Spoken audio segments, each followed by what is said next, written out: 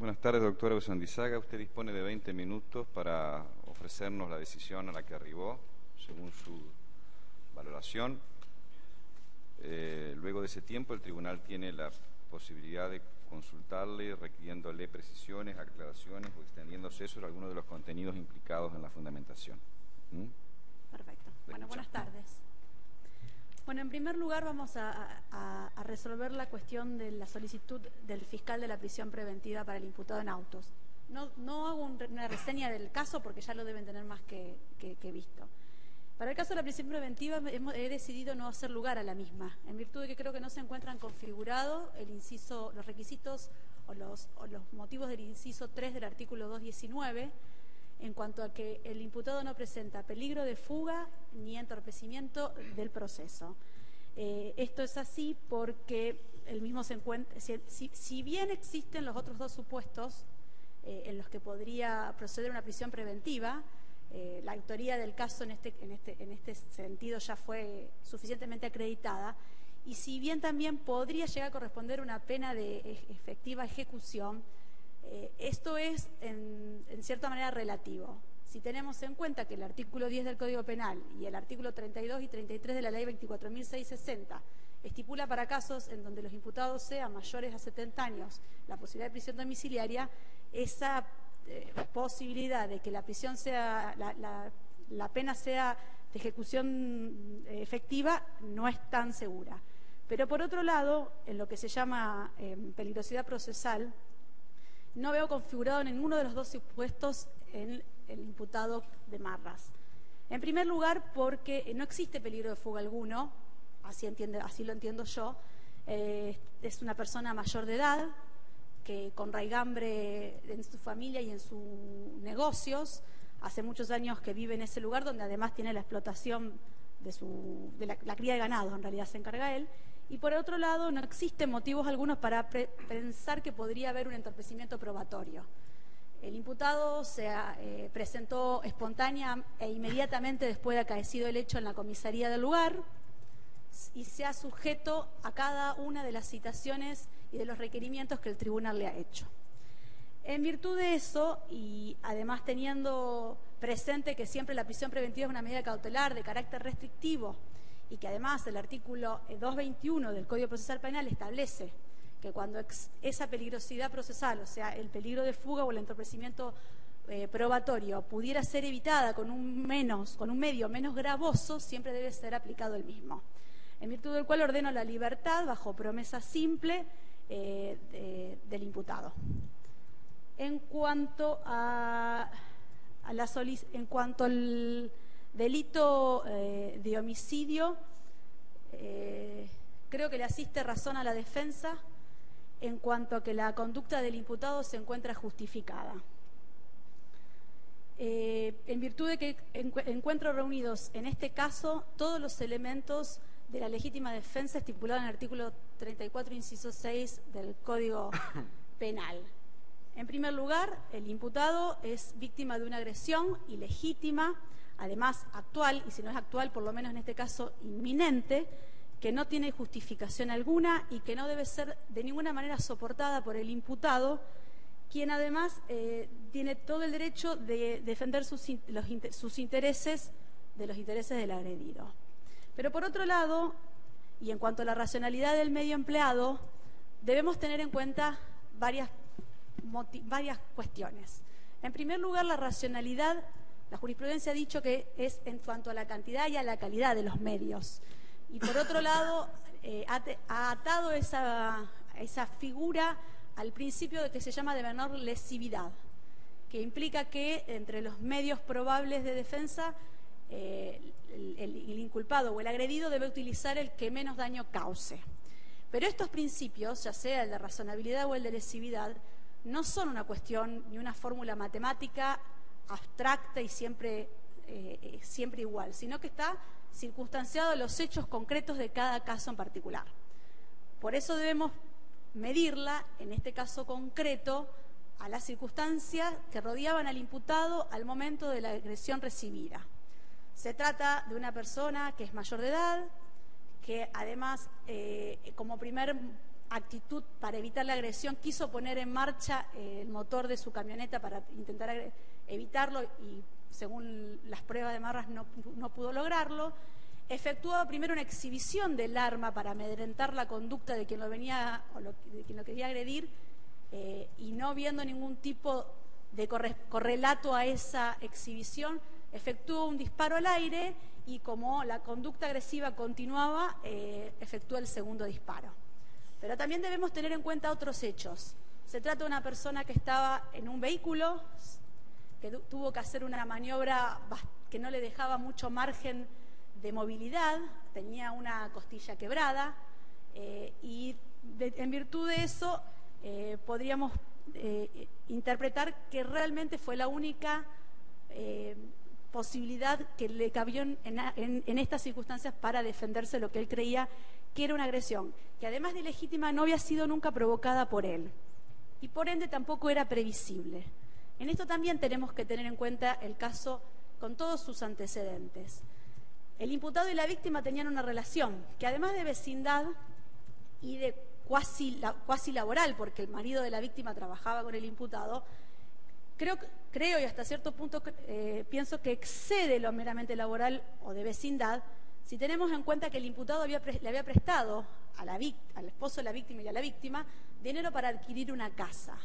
Por lo cual, la discusión que se llevaba a cabo era quizás propia o normal de una relación de vecinos y que no justificaba de ninguna manera la agresión de la que iba a ser víctima por parte del hijo de la fallecida.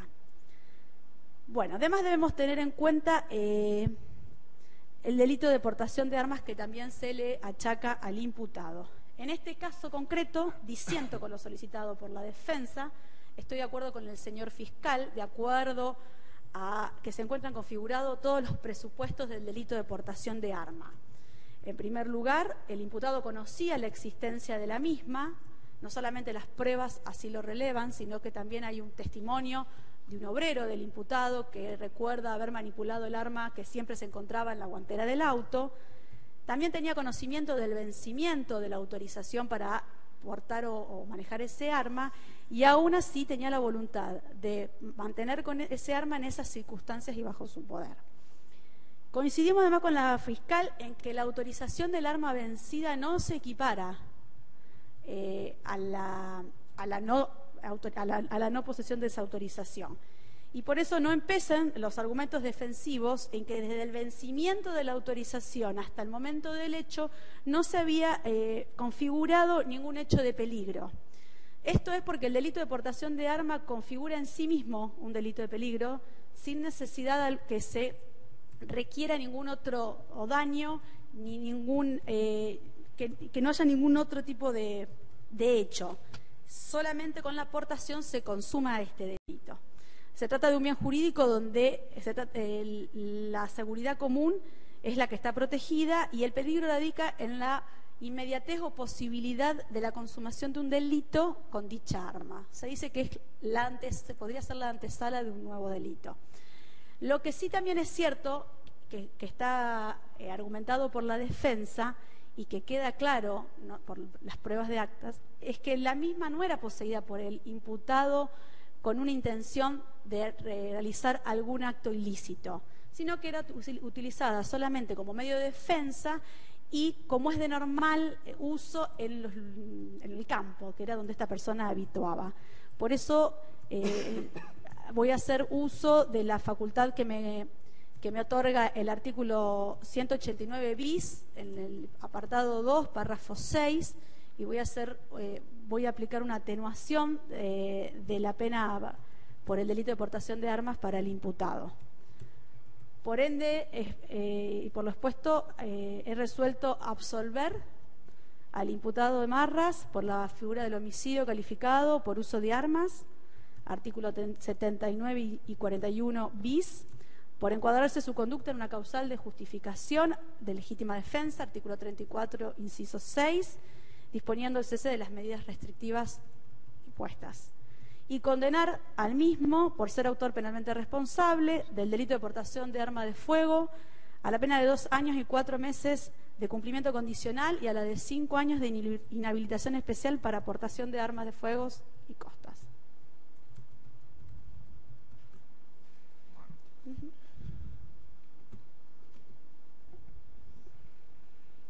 Usted, al analizar los presupuestos de la legítima defensa, destacó su concurrencia, señalando que el imputado ha sido víctima de una agresión ilegítima. Sin embargo,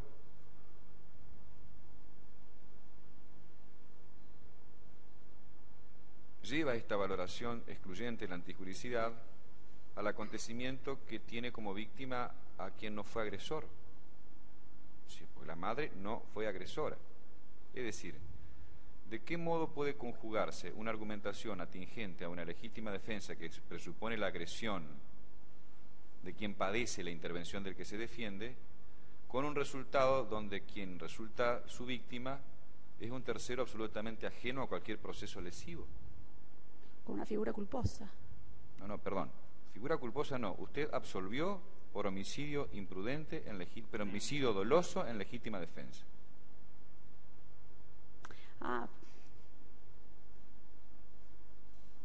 Sí, es un homicidio culposo, en realidad.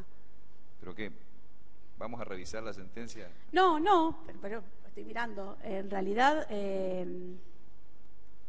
bueno, la calificación legal que hace el fiscal es del 79 con el 41 bis. La calificación sí, pero usted se debe a los hechos, sí. No a la calificación, a los hechos, como juez. Entonces, ¿por qué condena y por qué absuelve o por qué condena? Hasta aquí escuchamos que usted absuelve al imputado por el homicidio calificado por el uso de armas por encontrarse justificado en legítima defensa y condena al mismo autor como portador de arma de fuego atenuada a la pena de 2 años y 4 meses de inhabilitación. ¿Cómo redactaría entonces su decisión y de qué modo podría rectificar, en el caso de que así ocurra, los fundamentos que le llevan a ella? Perfecto. No sé por qué en la cabeza lo tuve siempre como un homicidio culposo. En realidad, el imputado nunca tiene dolo de matar.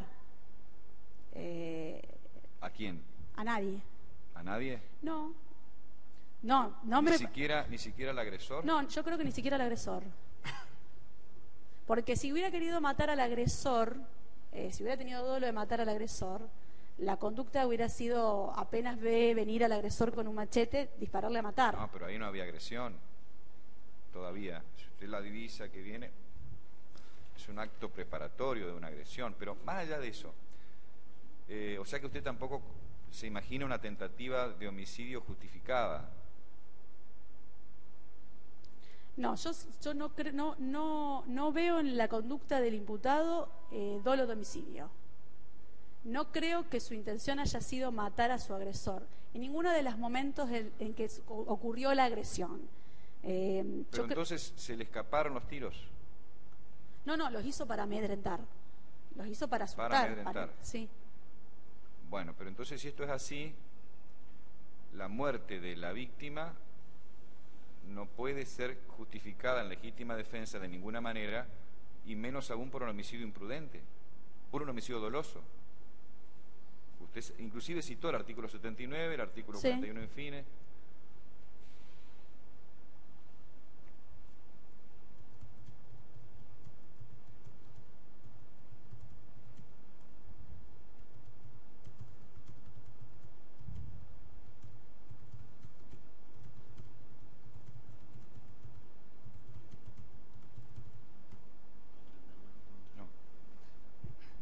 Otra pregunta, lo que no me queda claro a mí, ¿qué cantidad de conductas y de tipos penales usted analiza en su sentencia?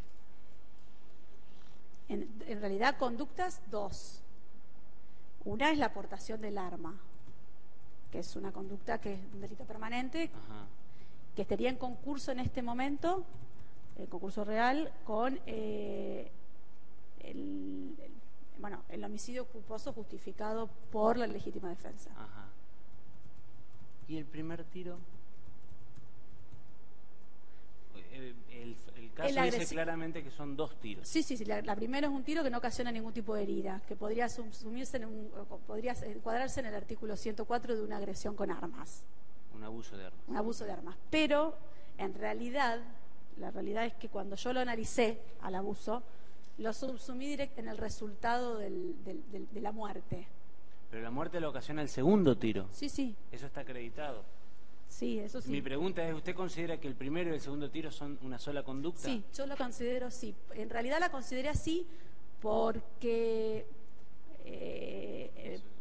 a ambas las entiendo como con el mismo fin, y además incluso las entiendo con un intervalo temporal muy mínimo, en que no hay... ¿Y qué concepto de acción jurídico-penal maneja usted para subsumir o tratar conjuntamente dos tiros efectuados? Para decir que eso es una sola conducta. ¿Qué construcción conceptual Sí. de todo lo que se ha discutido eternamente, ¿no? La finalista. Pero precisamente si usted toma ese modelo de construcción de la acción jurídico-penal, habría que matizar bastante el finalismo para decir que es una sola conducta. Fundamentalmente por el anclaje fuertemente ontológico que tienen, diría que son dos conductas. Yo las interpreté, yo analicé el artículo, bueno, los dos supuestos eran sin lesiones laguna o con lesiones, y después dice, si no configurara un delito de mayor gravedad. Por eso la subsumí en el homicidio. Sí, y la última pregunta, ¿Sí? más allá de si los dos tiros son una o dos conductas, usted dice que concurren realmente con la aportación. Yo digo que concurren realmente. Entonces, ¿significa que la aportación en algún momento cesó? Por lo menos al efectuar los disparos. ¿Usted desecha totalmente que haya concurso ideal entre aportación? No lo desecho. Lo que pasa es que como se trata de la aportación, se trata de un delito permanente, no me parece que sea en el caso concreto, haya una unidad de conducta. Es decir, la aportación venía... ¿Y qué entiende usted por delito permanente? ¿Cuál es el concepto que utiliza para...? ¿Un delito permanente? Un delito permanente, sí. Yo le admitiría que la efectos aportación... permanecen en el tiempo, hasta que... Bueno, gracias.